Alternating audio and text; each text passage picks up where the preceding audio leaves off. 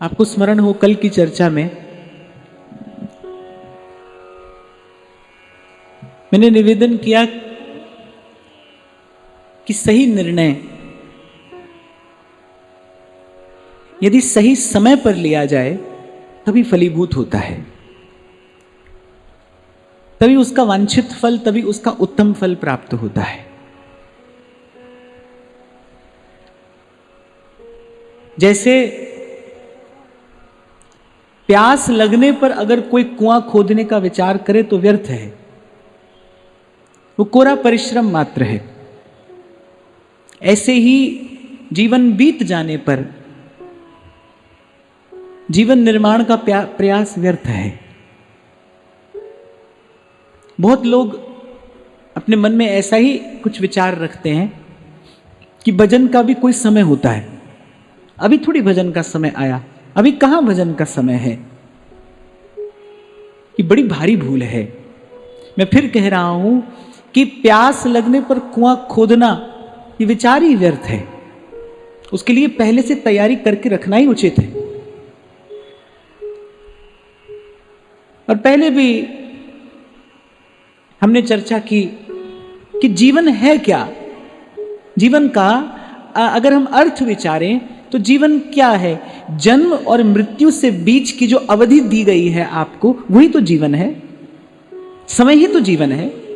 अगर आप विचार करो तो जो काल आपके हिस्से आया है, जो समय आपके हिस्से आया है, उस समय का नाम ही जीवन है। और जीवन का क्या अर्थ हो सकता है? और उसमें भी महापुरुष विचार करते हैं कि आधी अवस्था तो सोने में बीतती है। कबीर कहते हैं ना, रैन गवाई सोए के और दिवस गवायो खा, हीरे जैसा जन्म है कौड़ी बदले जा। सेवक जी महाराज भी लिखते हैं, द्योस खोवत सकल सोवतन रात नहीं जात जानी। आप अगर थोड़ा सा इस पर विचार करो तो आप पाओगे आधी अवस्था सोने में बीत जाती है, आधा जीवन सोने में चला जाता है। और उसमें भी जो बाल्यकाल है वो अज्ञता में चला जाता है। यौवन जो है वो उन्माद में चला जाता है। आपको स्मरण दिलाऊं, मैंने पहले भी आपसे निवेदन किया था कि जिसको बाल्यावस्था में भजन का संस्कार पड़ेगा उसी की युवावस्था स्वस्थ रहेगी, सधी रहेगी। और जिसकी युवावस्था स्वस्थ रहेगी वही वृद्धावस्था में भजन कर सकता है। वृद्धावस्था में पहुंचकर भजन का विचार ये बिल्कुल वैसा ही है जैसे मैंने आपको निवेदन किया कि कोई प्यास लगने पर कुआं खोदे। वो तो कुआं खोदते खोदते ही समाप्त हो जाएगा। प्यासा है, परिश्रम करने की उसकी अब अवस्था ही नहीं है। परिश्रम तो तब किया जाए ना जब शरीर में शक्ति हो, स्फूर्ति हो, उत्साह हो, तभी तो परिश्रम किया जा सकता है। एक और महापुरुष कह रहे हैं, खरोई कठिन है भजन ढिंग ढरिबो, अर्थात कि ये मार्ग कैसा है, बड़ा कठिन है। तो माने जब आपके भीतर पुरुषार्थ करने की क्षमता हो, जब उत्साह हो, जब जीवनी शक्ति उल्लसित हो, भजन करने का वास्तविक समय तो वही है। और इस बात का विचार करो तो बात तो बिल्कुल ठीक मालूम पड़ती है। अगर हम किसी भी दृष्टि से गणना भी कर लेना तो भी आधा समय सोने में चला जाता है, रात सोने में बीत जाती है। और दिन क्या है? दिन विषय के चिंतन में बीत जाता है। रैन गवाई सोए के और दिवस गवाए वो खाए। और फिर संत कह रहे हैं, खाना पीना सोवना बस और न कोई चीत, और सदगुरु शब्द बिसारिया आदि अंत का मीत। और उस दिन की चर्चा में भी मैंने आपको निवेदन किया था, जीवन का अनादर करके जीवन धन की प्राप्ति कोई नहीं कर सकता। और जो समय गंवाता है, जो आत्म कल्याण के लिए प्रयास नहीं कर रहा, वो जीवन धन का अनादर ही कर रहा है। वो जीवन का अनादर करके जीवन धन का अनादर कर रहा है। आपको कोई उपहार दे, बड़े प्रेम से दे, बड़े भाव से दे, और उपहार अमूल्य हो, भले आप उसका मोल न जानते हो। आपको कोई बड़े प्रेम से भाव से उपहार दे और अमूल्य उपहार दे, और आप उसको घर के कोने में लाकर पटक दे, उस पर धूल जमती हो, तो ये उपहार का अनादर तो है ही, ये देने वाले की भी तो अवज्ञा है, ये उसकी भी तो अवहेलना है। प्रभु ने ऐसा सुंदर देह दिया, बुद्धि दी, विचार करने की क्षमता दी, ये सत्संग साधन दिया, ऐसा अमूल्य उपहार प्रभु ने दिया और उस पर धूल जमे, तो ये जीवन का अनादर तो है ही भाई, ये जीवन धन का भी अनादर है, ये जीवन धन का भी अनादर है। तो जो साधन नहीं कर रहा है, जो आत्म कल्याण के लिए प्रयास नहीं कर रहा है, वो प्रभु का अनादर कर रहा है। और प्रभु का अनादर करने वाले को 3 लोक 14 भुवन में कहां सुख की अनुभूति हो सकती है। इसीलिए तो कोई आता है ना, कोई पूछता है महाराज ये कष्ट है वो कष्ट है, उससे पूछो कुछ भजन करते हो, कुछ साधन करते हो? फिर नहीं, भजन साधन तो नहीं करते। अरे भजन साधन नहीं करते तो फिर सुख आएगा कहां से? प्रभु के चरणों के अतिरिक्त सुख और है कहां? और सुख की अनुभूति करिएगा कहां? तो इसलिए विचार कर संत कहते हैं कि रे जोलो जीवे, आज के पद में श्री स्वामी जी यही बात कह रहे हैं, जोलो जीवे तोलो हरि भज रे मन और बात सब बाद। बाद कहते हैं बेकार को, व्यर्थ। और कह रहे जो लोग जीवे, जब तक जीवन है तभी तक इसके कल्याण का, इसके उत्थान का प्रयास किया जा सकता है। और फिर आपको स्मरण दिलाऊं, ठीक समय रहते ठीक निर्णय लीजिए। एक और बात मैं आपको यहां निवेदन करूं, खटिया पर पड़े पड़े जब शरीर जर्जर हो गया, मन शिथिल पड़ गया, वो अवस्था भजन करने की नहीं होती। भजन करने, मुझे लगता है भजन करना तो श्रेष्ठतम पुरुषार्थ है। मैं आपको थोड़ा सा इस दृश्य का अनुभव करके कह रहा हूं। संसार के कठिन से कठिन काम करने वाले व्यक्ति को आप बोलो आधा घंटा बैठकर भगवान का भजन कर लो, वो नहीं कर पाएगा। कुछ लोग ऐसे होते हैं ना, वो भजन को व्यर्थ का कार्य समझते हैं। मुझे बहुत अच्छे से याद है जब श्री जी की सेवा आरंभ हुई और ये साधक जीवन आरंभ हुआ, तो कोई पूछ लेता था ना क्या करते हो, अगर उसे ये कह दो ना कि भजन करते हैं तो कहेगा वो तो ठीक है, ये बताओ करते क्या हो। बोले ये सब तो ठीक है, ये बताओ करते क्या हो। तो संसार के लिए तो इसकी कोई गणना ही नहीं है। पर मैं उन लोगों से प्रश्न करता हूं, यदि ये इतना ही सरल और व्यर्थ का काम है तो आइए करके बताइए। मैं फिर कह रहा हूं भाई, संसार का कठिन से कठिन कार्य साध लेने वाला व्यक्ति, आप उसे बोलो आधा घंटा कमर सीधी करके भगवान नाम का जप कर लो, वो नहीं कर पाएगा। सरल नहीं है भाई, खरोई कठिन है, भजन ढिंग ढरिबो। और ये भजन करने वाले संतों का अनुभव है, किसी कवि की कविता नहीं है। जो भजन कर रहा है ना, जो भजन के मार्ग का पथिक है, जो साधक है, वो कह रहा है भाई बड़ा कठिन है। तमक सिंदूर मेल माथे पे, साहस सिद्ध सती को सो जरिबो। नागरीदास जी कह रहे भजन ना हो खेल खिलौना। अरे जन्म जन्म का पुण्य संचित होता है और अंतर में प्रकाश होता है। संतों के मुख से ही मैंने सुना है, जन्मों का पुण्य संचित होता है, तब कहीं जीव को जाकर भगवान के प्रति थोड़ा सा आकर्षण होता है, थोड़ा सा, माने तब एक संभावना की किरण फूटती है इस अंधियारे संसार में। और सूर कहते हैं ना, सूर कहा कहे द्विविध आंधरो, जब तक ये प्रकाश की किरण ना फूटे तब तक तो जीव के लिए बाहर भी अंधेरा है और भीतर भी अंधेरा है। वो बाहर चलकर भी ठोकर खाता है और भीतर तो अंधकार है ही है। अनेक अनेक जन्मों की पुण्य राशि संचित होती है, तब कहीं थोड़ा सा आकर्षण होता है भगवान के प्रति, तब कहीं मति इस ओर आती है, तब कहीं आपकी स्वाभाविक की गति होती है भजन के मार्ग की ओर, सत्संग के मार्ग की ओर। इसलिए विगत कई दिनों से हम साधक जीवन पर ही चर्चा कर रहे हैं, क्योंकि श्री स्वामी जी महाराज की ये सिद्धांत की पद है।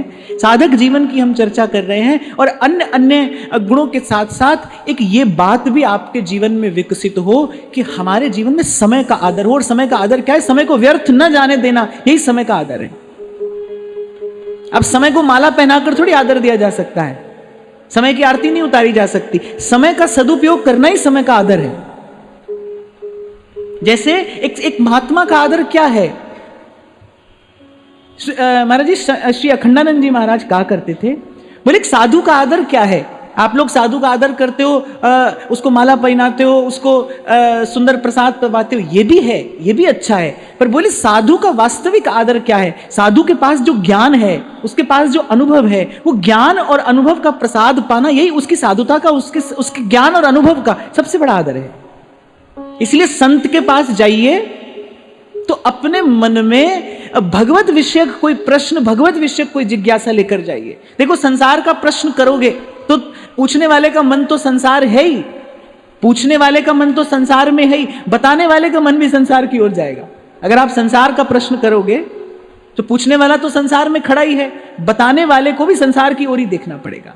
आप भगवत विषय कोई प्रश्न करोगे तो भगवान की बात पूछने से ही मन भगवान की ओर चला जाता है। श्रीमद् भागवत में अनेक अनेक स्थानों पर श्री सुखदेव जी महाराज ने बड़ी प्रशंसा की है परीक्षित महाराज द्वारा पूछे गए प्रश्नों की, कि वाह परीक्षित, कितना उत्तम प्रश्न तुमने पूछा है, क्योंकि इस प्रश्न के उत्तर में मैं तुम्हें भगवान का यश सुना सकता हूं। तुमने ऐसा प्रश्न पूछा है जिससे मुझे भगवत यश गाने का अवसर मिल रहा है। तो साधु का आदर क्या है? साधु का आदर है जो ज्ञान है उसके पास, उसका प्रसाद कुछ पाया जाए। समय का आदर क्या है? कि समय का सदुपयोग किया जाए। और समय का सदुपयोग क्या है? सांस सांस सिमरे गोविंद। और एक और बात, कल के प्रसंग में हमने बड़े विस्तार से इस पर चर्चा की, निषेध किया है संतों ने। श्री स्वामी जी महाराज तो आज्ञा कर रहे हैं कि श्याम कहत ते जीव मोते विमुख भय जिन दूसर कर डारी, अर्थात किसी भी और देखे बिना बस हरि के नाम भरोसे रहिए। गोस्वामी जी बड़ी प्यारी बात मानस में कहते हैं कि कलि केवल मल मूल मलीना, पाप पयोनिधि जन मन मीना, नाम काम तरु काल कराला, सुमिरत समन सकल भव जा। कलि केवल मल मूल मलिना, कलयुग में आंतरिक और बाह्य शुद्धि किसी अन्य प्रकार से हो ही नहीं सकती। आप अपने मन से कोई भी साधन करते रहो, आपको लगे व्रत कर लिया हम शुद्ध हो गए, यज्ञ कर लिया हम शुद्ध हो गए, प्राणायाम कर लिया हम शुद्ध हो गए। और वैसे तो मैं विचार कई बार करता हूं कि ये शुद्धि अशुद्धि सब एक स्तर तक ही इसका चिंतन ठीक है। महाराज जी भारतेंदु हरिश्चंद्र अपनी एक कविता में कहते हैं, ऐसी एक पंक्ति मुझे याद रहेगी क्योंकि वो बात मुझे ठीक लगी। वो कहते हैं भीतर मल की गठरी और ऊपर शुद्ध हुए फिरता है। देखो यदि मल बाहर हो तो उससे छूकर वायु भी आए तो व्यक्ति नाक भौं सिकोड़ लेता है, वो सही है नहीं है। पर विचारकों ने विचार किया है, बोले भीतर मल की गठरी, वो मल भीतर लिए ही रहता है। हमारे श्री गोपालाचार्य जी महाराज तो कहते थे मनुष्य जो अपने बल का अभिमान करता है, बोले वस्तुतः बल किसका है? बोले मल का बल है, मल का बल है। किसी ने पूछा महाराज आप ऐसा कैसे कहते हैं? बोला एक दिन में 2-4 बार जाना पड़ जाए, बोले देखो शाम तक क्या हालत हो जाती है, मल का ही तो बल है। तो कलि केवल मल मूल मलिना और पाप पयोनिधि जन मन मीना। तो स्वामी जी कह रहे बोले पाप के जल में जीव का मन मीन की भांति कलोल कर रहा है, अर्थात जहां देखो पाप ही पाप। महाप्रभु कह रहे पाए जान जगत में सब जन, कपटी कुटिल कलिजुगी टंच। और शुद्ध हुए बिना, निर्मल हुए बिना उस भगवत तत्व की अनुभूति संभव नहीं, क्योंकि ये बात तो भगवान कह रहे कि निर्मल मन जन सो मोहि पावा। निर्मल मन, तो एक ही साधन है भाई, एक ही रास्ता है, दूसरे मार्ग का विचार ही मत करिए। एक ही मार्ग है, नाम काम तरु काल कराला, सुमिरत समन सकल भव जाल।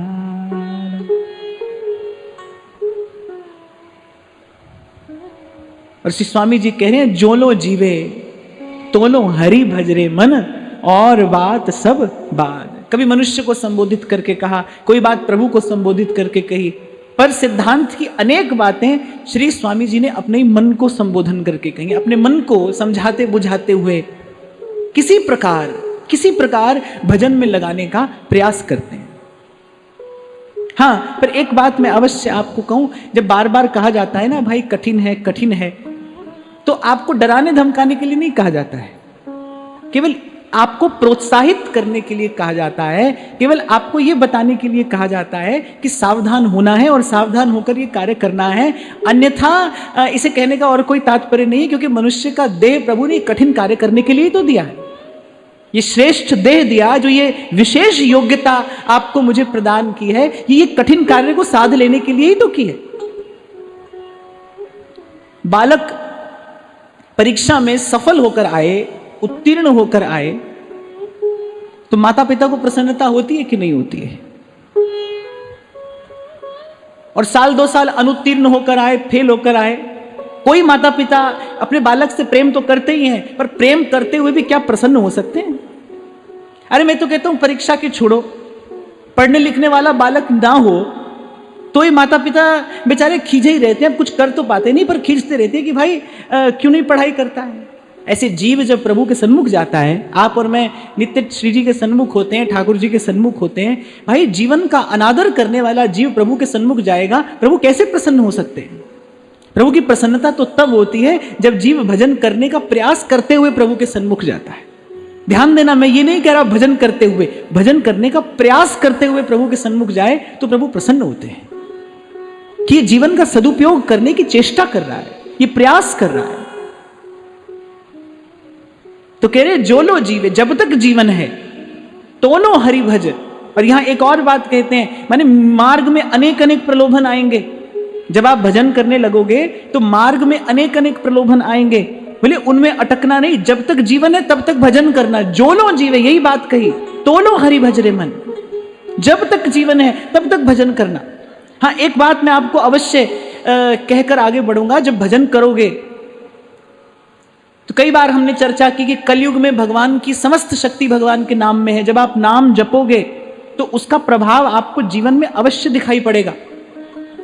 माया प्रलोभन उपस्थित करेगी। और एक और बात मैं बताऊं, जितना उत्तम आपका भजन होगा उतना ही श्रेष्ठ प्रलोभन माया भी उपस्थित करेगी। जितना उत्तम आप भजन करोगे, जितनी श्रेष्ठ आपकी भावना होती चली जाएगी, आपके सामने आने वाला प्रलोभन उतना ही बड़ा होता जाएगा, उतना ही आकर्षक होता चला जाएगा।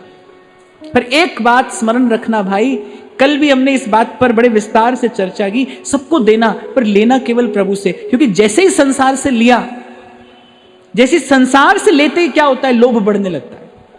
देखो, हम आपको अपनी बात बताएं कि एक व्यक्ति 10 दिन हमें प्रणाम करे और वो 11वें दिन नहीं करे तो हम बुरा मान जाते हैं। हम उस समय ये भूल जाते हैं कि इस व्यक्ति ने हमें 10 दिन प्रणाम किया है, 11वें दिन नहीं किया है तो बुरा मान जाते हैं। कोई किसी को हर महीना भेंट देता हो, 2-5 साल दे, फिर एक दिन नहीं आए भेंट, तो वो एक दिन का भेंट का नहीं आना बुरा लगता है। वो ये भूल जाता है कि इसने मेरी बहुत सेवा की। मनुष्य का स्वभाव ऐसा है, जब आप संसार से लेंगे तो संसार से लेना अपने साथ कुछ दुर्गुण भी लेकर आता है। जैसे शास्त्र कहता है ना, धन अपने साथ पता नहीं कितने अनर्थ लेकर आता है। ऐसी संसार से आप जो भी लेंगे वो दुर्गुण लेकर आएगा। उससे बचना कठिन है भाई, बहुत कठिन है। इसलिए अपने मन में एक भाव रखिए, महापुरुषों के जीवन में जो प्रसाद के प्रति आग्रह देखा जाता है ना, कि केवल प्रसाद ही पाएंगे, प्रसाद के अतिरिक्त कुछ नहीं पाएंगे, उसका अर्थ है कि जो लेंगे प्रभु से लेंगे। संसार थोड़ी प्रसाद देता है, प्रसाद तो प्रभु देते हैं ना। संतों के मन में ये आग्रह है, उनका व्रत है ये, कि भाई जब भी पाएंगे प्रभु से ही पाएंगे, प्रसाद पाएंगे। ध्रुवदास जी तो कहते हैं जल भी नहीं पिएंगे यदि प्रसाद नहीं हुआ तो।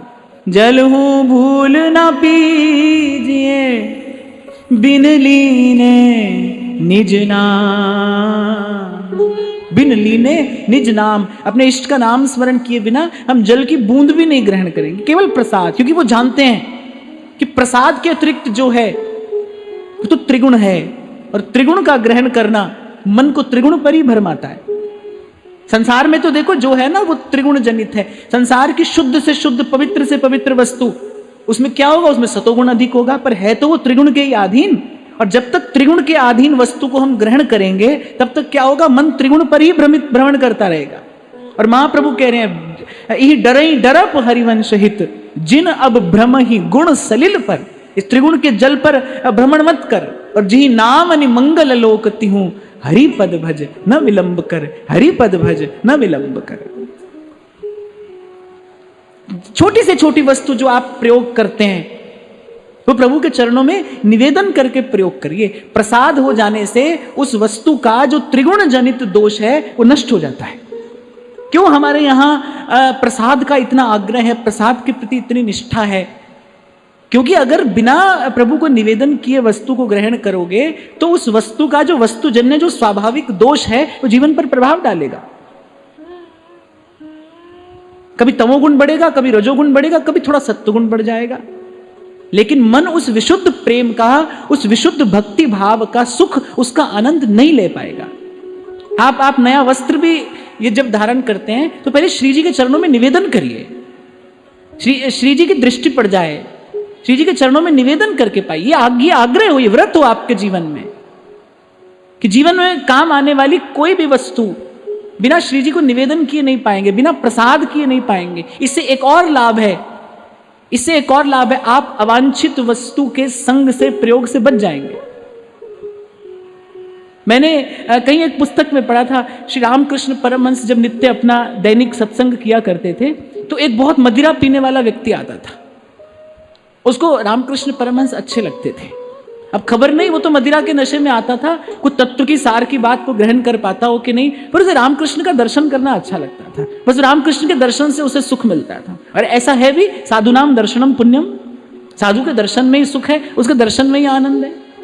हाँ, पर एक बात अवश्य है, साधु के पास कोई किसी भी भाव से चला जाए कल्याण होता है उसका। महत् संगस्तु अमोघश्च, ये बात पक्की है, उसका कल्याण होगा, उसकी वृत्ति में परिवर्तन होगा।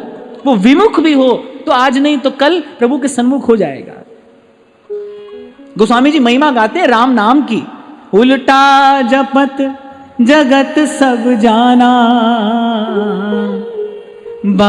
वाल्मीकि भय ब्रह्म समान। पर मुझे लगता है ये नाम की महिमा तो है, फिर इसमें संतों का अनुग्रह भी है। संत ने देखा कि ऐसा जीव हमने पहली बार देखा जो जिसकी जिह्वा पर प्रयास करने पर भी राम का नाम नहीं आता। और मुझे लगता है राम नाम से सरल तो कुछ भी नहीं है, राम नाम से सरस भी कुछ नहीं है, राम नाम से सरल भी कुछ नहीं है। ये तारक मंत्र है, ये महामंत्र है, तारक मंत्र राम है जिसका सुफल अपार। उसकी जिह्वा पर राम का नाम नहीं आता। और संत जितना पतित जीव देखते हैं, संत के मन में उतनी ही करुणा का उदय होता है। निज परताप द्रवई नवनीता, और पर दुख द्रवई संत सुपुनीता। वो दूसरे के दुख से दुखी है, वो आया ही संसार में क्यों है, पर उपकार देह धरणम। संत जितना पतित जीव देखते हैं उतनी उनके मन में और करुणा का उदय होता है, उनका हृदय और विगलित होता है।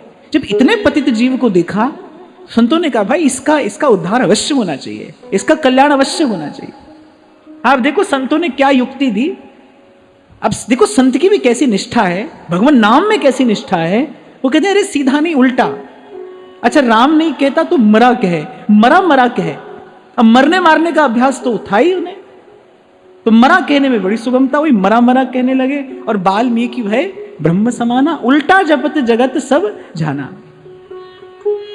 तो कहने का तात्पर्य है साधु के पास कोई कैसे भी जाए, अभाव से जाए तो भी उसका कल्याण होता है, कुभाव से जाए तो भी उसका कल्याण होता है। अरे साधु से श्राप भी मिल जाए, अगर सच्चा साधु है, ध्यान देना, अगर सच्चा साधु है उससे श्राप भी मिले तो आप देखना अंत में भगवान मिल जाते हैं। ऋषि पुत्र ने महाराज परीक्षित को श्राप दे दिया, थोड़े से अपराध में बड़ा श्राप दे दिया। जब ऋषि तपस्या से उठे तो उन्होंने अपने पुत्र को फटकारा, ये क्या किया, ऐसे धर्मात्मा, ऐसे पुण्यात्मा, ऐसे धर्म के रक्षक राजा को श्राप देना उचित नहीं था, पर दे दिया। पर श्राप दे तो दिया, लेकिन परीक्षित को तो भगवान मिल गए, परीक्षित को तो श्री कृष्ण के चरणों की प्राप्ति हो गई। तो साधु से कल्याण होता है। और कबीर तो कहते हैं भाई साधु से ही कल्याण होता है, किसी से नहीं होता। बोले भगवान से भी नहीं होता, साधु से होता है। जब तब साधु तारसी और सकल परपंच। बोले और बात में पढ़िए ही नहीं, और बात में पढ़िए नहीं, अपना कल्याण चाहते हैं तो प्रभु से कहिए प्रभु मेरी ओर कृपा दृष्टि से देखिए, आप मेरी ओर कृपा दृष्टि से देखेंगे मुझे विशुद्ध संत मिल जाएगा। आपकी जो कृपा भरी चितवन है वो प्रेरित करती है और चलकर कोई संत जीवन में आ जाता है, तो उसे रामकृष्ण का दर्शन करना प्रिय लगता है। अब जो सत्संग की व्यवस्था करने वाले लोग थे, जो साधक लोग थे, उनको उस व्यक्ति का आकर बैठना बिल्कुल अच्छा नहीं लगता था। उनको लगता था कि ये व्यक्ति किसी भी प्रकार से सत्संग में बैठने योग्य नहीं है। और मुझे ऐसा लगता है कि भोजन का सबसे बड़ा अधिकारी कौन है, भूखा। भूखा है वो भोजन का सबसे बड़ा अधिकारी है, जो पतित है वो कृपा का सबसे बड़ा अधिकारी है। इसीलिए भगवान का नाम पतित पावन है, इसीलिए प्रभु का नाम पतित पावन है। और संत तो दुहाई देते हैं, नामदेव जी ने सिकंदर की सभा में गाया, पतित पावन नाम सफल कीजिए आज, आपका नाम पतित पावन है।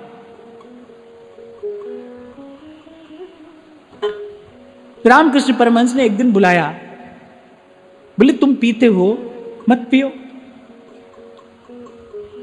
तो वो व्यक्ति सच्चा था, संस्कारी जीव रहा होगा।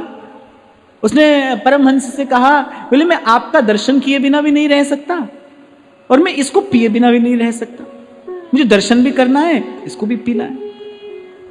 अच्छा, संत सभी के ऊपर कोई एक ही औषधि उपाय का प्रयोग नहीं करते, वो देख लेते हैं जीव का संस्कार कैसा है। अनेक अनेक वृत्तियों के जीव हैं संसार में और सबके लिए एक रास्ता हो भी नहीं सकता। तो रामकृष्ण परमहंस ने कहा, अच्छा एक बात हमारी मान लो, पियो, लेकिन मां को निवेदन करके पीना, भगवती को भोग लगाकर पीना। अब बोले ये मैं अवश्य कर दूंगा। अब वो नित्य प्रति पात्र में मदिरा डाले और मां के सन्मुख कर दे। अब पहले दिन जब मां के सन्मुख गया, अब क्योंकि इसके मूल में संत की प्रेरणा है, इसके मूल में संत का अनुग्रह है, उस जीव पर संत की कृपा तो हो गई। गया तो निवेदन नहीं कर पाया, मां के सन्मुख जाने की हिम्मत नहीं हुई। थोड़ी भी लाज शर्म हो जीवन में, थोड़ा शील संकोच हो, तो आज भी किसी किसी अवस्था में माता पिता और गुरुजनों के सामने जाने की सामर्थ्य नहीं होती और नहीं जाना चाहिए। संस्कार तो यही कहते हैं। अब हाथ में मदिरा का पात्र है, मैं जगदम्बा के सन्मुख कैसे जाऊं, जाने की सामर्थ्य नहीं हुई। और रामकृष्ण को वचन दिया है कि निवेदन किए बिना मैं पीऊंगा नहीं। मां के सन्मुख जाने की हिम्मत नहीं हुई, एक दिन नहीं हुई, 2 दिन नहीं हुई, तीसरे दिन तो वो छटपटाता हुआ और परमहंस के चरणों में पहुंचा। बोले मैंने आपको वचन दे दिया, पर आप मुझे उस वचन से मुक्त करिए। तो मां के सन्मुख में पात्र लेकर जा नहीं पाता। ठाकुर रामकृष्ण परमहंस कहने लगे, बोले सबसे पहले तो जिस विचार को तुमने पकड़ रखा है कि तुम इस वस्तु के बिना नहीं रह सकते, सबसे पहले तो तुम इस विचार का त्याग करो। वस्तु से पहले उसके विचार का त्याग किया जाता है। बोले पहले तो इसके विचार का त्याग करो। देखो तुमने 2 दिन बिताए, 2 दिन के बाद भी तुम जीवित हो, मेरे पास आए हो, इसका अर्थ यह है कि तुम यदि रहना चाहो तो रह सकते हो। यदि 2 दिन रह सकते हो तो 100 दिन भी रह सकते हो। रामकृष्ण परमहंस ने कृपा की और अंत में वो व्यक्ति साधक हुआ, श्रेष्ठ साधक। इसलिए मैं तो कई बार कहता हूं भाई कि भक्ति इतनी सबल और समर्थ है, कम से कम वो आपका दुर्गुण देखकर तो आपको नहीं छोड़ेगी, वो आपको पतित जानकर तो आपको नहीं छोड़ेगी। कभी कभी मेरे पास कुछ युवाओं के प्रश्न आते हैं कि महाराज हम ऐसी व्यवस्था में नौकरी करते हैं कि हमें कभी कभी प्याज लहसुन जैसी चीज खानी पड़ती है, और लोग हमसे कहते हैं कि यदि ये खाना है तो माला मत छुओ। तो मुझे बड़ा दुख होता है ऐसी बात सुनकर। ऐसी भूल ना करें। किसी भी अवस्था में भगवान नाम कोई पतित से पतित अवस्था में भी जप सकता है और उसको जपना चाहिए। अगर जल भी मैल से घबरा जाएगा तो मैल छूटेगी कैसे?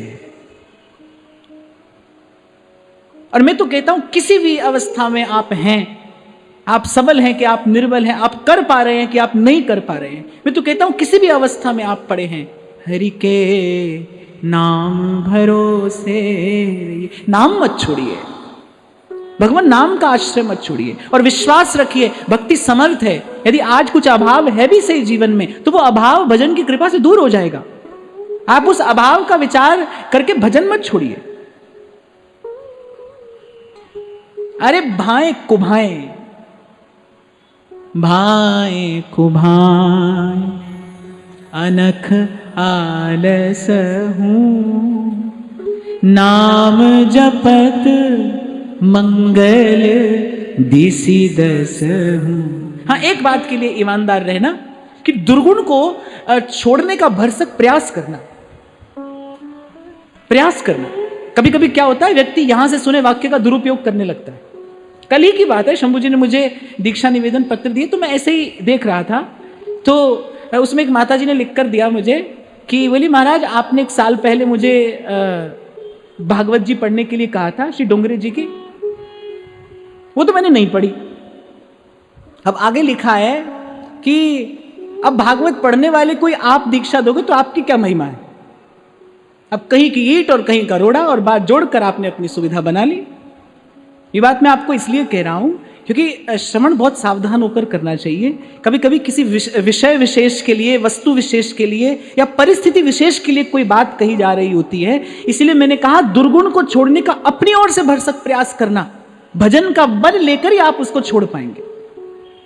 क्योंकि संत कहते हैं प्रभु के नाम की ओट लेकर पाप करने वाला, कहते हैं उसका पाप फिर किसी भी साधन से नहीं छूटता। 10 नाम अपराध में एक नाम अपराध यह है कि जब ये जान लिया कि भगवान का नाम जपने से पाप छूटता है, फिर नाम की ओट लेकर पाप करने वाले का पाप नहीं छूटता, वो वज्र की लीक हो जाता है। इसलिए भीतर से प्रयास करते हुए आत्मबल बढ़े मेरा, मैं किसी भी परिस्थिति में अपने भजन व्रत की रक्षा कर पाऊं, ये भाव मन में रखते हुए भजन करिए। निश्चित रूप से आपको एक दिन सफलता मिलेगी, आप एक दिन सफल होंगे।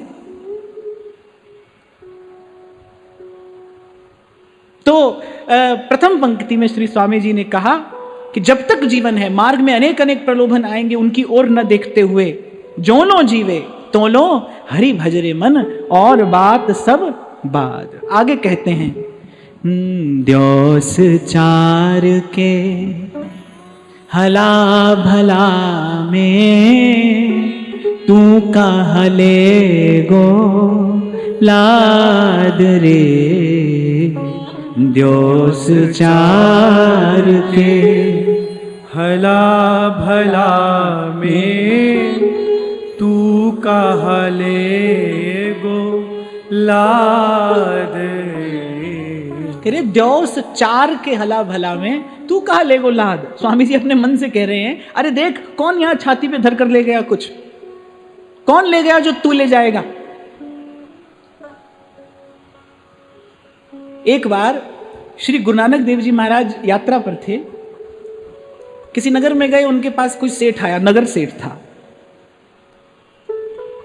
तो उन दिनों कोई उस देश में, उस नगर में कोई ऐसी रीति होगी, कोई ऐसा रिवाज होगा कि इतना धन हो जाए तो अपने भवन पे एक पताका लगा ले, इतना हो जाए तो 2 पताका लगा ले। तो कहने 7 पताका उसके भवन पर लहरा रही। महाराज के पास आया और अपना परिचय यही कहकर दिया कि महाराज मैं उसी भवन से आया हूं, देखो जिस पर 7 पताका लहरा रही है। श्री गुरु नानक देव जी महाराज मुस्कुराए और कहने लगे कि अद्भुत संपत्ति और सामर्थ्य आपके पास में है, एक छोटा सा काम यदि हमारा भी कर दें तो।